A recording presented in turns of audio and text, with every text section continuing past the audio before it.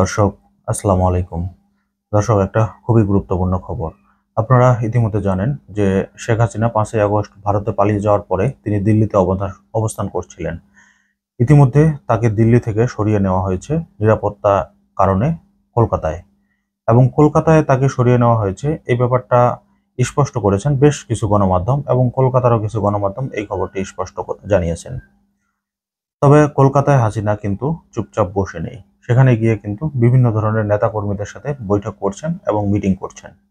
এছাড়াও বাংলাদেশের ম্যাক্সিমাম আওয়ামী লীগ যারা পলাতক নেতাকর্মী রয়েছে সবাই কিন্তু এই মুহূর্তে কলকাতা নিউ টাউনে রয়েছে। এইরকম খবর ইতিমধ্যে স্পষ্ট হয়েছে সব জায়গাতেই। তবে একটা নিউজ প্রকাশ করেছে দৈনিক ইনকেলাব। খবরের শিরোনামে বলা হয়েছে, কলকাতায় হাসিনার গোপন মিটিংয়ে নয়া ষড়যন্ত্র। জানা গেল যে চাঞ্চল্যকর তথ্য। তবে এটা নিশ্চিত যে আওয়ামী লীগের নেতাকর্মী যারা কলকাতায় রয়েছে বা ভারতে পালিয়ে রয়েছে তারা কিন্তু চুপচাপ সেখানে বসে নেই। তারা কিন্তু বাংলাদেশকে নিয়ে প্রতিনিয়ত ষড়যন্ত্র তৈরি করছে, এবং কিভাবে ইউনূস সরকারকে জনগণের সামনে বিব্রত করা যায়, সারা বিশ্বে তাকে কিভাবে কালারিং করা যায়, এই কাজগুলো কিন্তু তারা প্রতিনিয়তই করে যাচ্ছেন এবং প্রতিনিয়তই কিন্তু মিথ্যা তথ্য ছড়াচ্ছেন। খবরের বিস্তারিত যেটা বলা হয়েছে যে একাধিক সূত্রের খবর, আওয়ামী লীগ নেতাদের সঙ্গে হাসিনা এই গোপন মিটিংয়ে অংশ নিয়েছিলেন। গত রোববার কলকাতায় বাজার নিউটাউন এলাকায় একটি ইফতার পার্টির আয়োজন করা হয়। সেখানে উপস্থিত ছিলেন শতাধিক নেতাকর্মী, যার মধ্যে অন্যতম স্বরাষ্ট্র প্রতিমন্ত্রী সাবেক আসাদুজ্জামান কামাল, শেখ রেহানার ছেলে রেদওয়ান মুজিব ববি, বাহাউদ্দিন নাসিম, গাজীপুরের সাবেক মেয়র জাহাঙ্গীর সহ আরও অনেকেই। ইফতার শেষে তারা একটি মিটিং করে, সূত্রটি এই খবরটি নিশ্চিত করেছে। ইফতার শেষে তারা যে মিটিংটি করেছে সেখানে কিন্তু বেশ কিছু ব্যাপার আলোচনা করা হয়েছে। সূত্রটি আরও জানায়, হাসিনার এই মিটিংয়ের আলোচ্য বিষয় হলো, সূত্রের দেওয়া তথ্য মতে কলকাতায় পশ্চিমবঙ্গে আওয়ামী লীগের নেতারা গত কয়েকদিন ধরে দফায় দফায় বৈঠক করেছেন। তার মানে এই কয়েকদিন কিন্তু এই নেতাকর্মীদের মধ্যে প্রতিনিয়তই বৈঠক হয়েছে।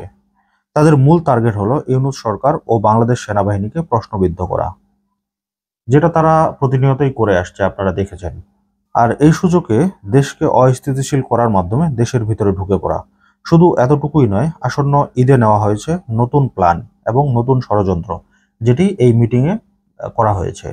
তার মানে দেশকে অস্থিতিশীল করার মাধ্যমে এই আওয়ামী লীগের যে পলাতক নেতারা ভারতে রয়েছে তারা দেশে ঢোকার একটা চেষ্টা চালিয়ে যাচ্ছে। ওই মিটিংয়ে হাসিনা তার নির্ভরযোগ্য কিছু নেতাকে ঈদের ছুটির সময় ফাঁকা ঢাকাতে নাশকতা করার দায়িত্ব দিয়েছেন। এর আগে ফাঁস হওয়া গাজীপুরের মেয়র জাহাঙ্গীরের ফোন আলাপে আপনারা শুনেছেন কিভাবে তিনি বলেছিল যে যে শহরে আমরা থাকতে পারি না সে শহরের মানুষকে আমরা 1 সেকেন্ডের জন্য শান্তিমতো থাকতে দেব না। আর তার এই কলালাপটি ফাঁস হওয়ার পরেই কিন্তু দেশে চুরি, ছিনতাই এবং ডাকাতির মতো ঘটনাগুলো বেড়ে গিয়েছিল। ইতিমধ্যে বেশ কয়েকজন গ্রেপ্তার হয়েছে, আমরা কিন্তু দেখেছি তারা আওয়ামী লীগের নেতাকর্মী ছিল। সামনের ঈদে যেহেতু অনেক বেশি ছুটি দেওয়া হয়েছে গভর্নমেন্টের পক্ষ থেকে, প্রায় 8 থেকে 10 দিনের একটা ছুটির ব্যবস্থা করা হয়েছে, সেই সুযোগে কিন্তু ঢাকা প্রায় অলমোস্ট ফাঁকা হয়ে যাবে। আর এই ফাঁকার মধ্যেই কিন্তু তারা চেষ্টা করবে ঢাকাকে কিভাবে অস্থিতিশীল করা যায় এবং কিভাবে লুটপাট বা ছিনতাই ডাকাতির ঘটনা ঘটানো যায়। এগুলো কিন্তু ইতিমধ্যে তারা কলকাতায় বসে প্ল্যান করে ফেলেছে অলরেডি। হয়তো 2-1 দিনের মধ্যে এই বাস্তবতা আমরা দেখতে পাবো। তবে সাধারণ জনগণ কিন্তু বলেছে যে তারা নিজ নিজ এলাকায় নিজ নিজ উদ্যোগে কিন্তু এই ধরনের ছিনতাই, চাঁদাবাজি ঘটনাকে তারা কিন্তু প্রতিহত করবে। এবং পুলিশ প্রশাসনের পক্ষ থেকেও বলা হয়েছে যে কেউ যদি এরকম নাশকতা বা কোনো ধরনের আহ, অন্যায় কাজের সাথে জড়িত হয় তাদের বিরুদ্ধে কিন্তু কঠোর ব্যবস্থা নিবে। যদিও বাংলাদেশের আইন শৃঙ্খলা বাহিনী এবং সেনাবাহিনী এখন পর্যন্ত খুব একটা সক্রিয় ভূমিকা পালন করে না, তারপরেও কিন্তু খুব যে খারাপ করছে তাও কিন্তু বলা যাবে না। তবে এখন দেখার অপেক্ষায় যে আওয়ামী লীগের নেতাকর্মীগুলো কি মাঠে নামে কি নামে না। তবে তারা দেশকে নিয়ে যে গভীর ষড়যন্ত্র করছে এটা কিন্তু ইতিমধ্যে এই তথ্যের মাধ্যমে উঠে এসেছে। তো দর্শক, আজকের মতো এই পর্যন্তই। আল্লাহ হাফিজ।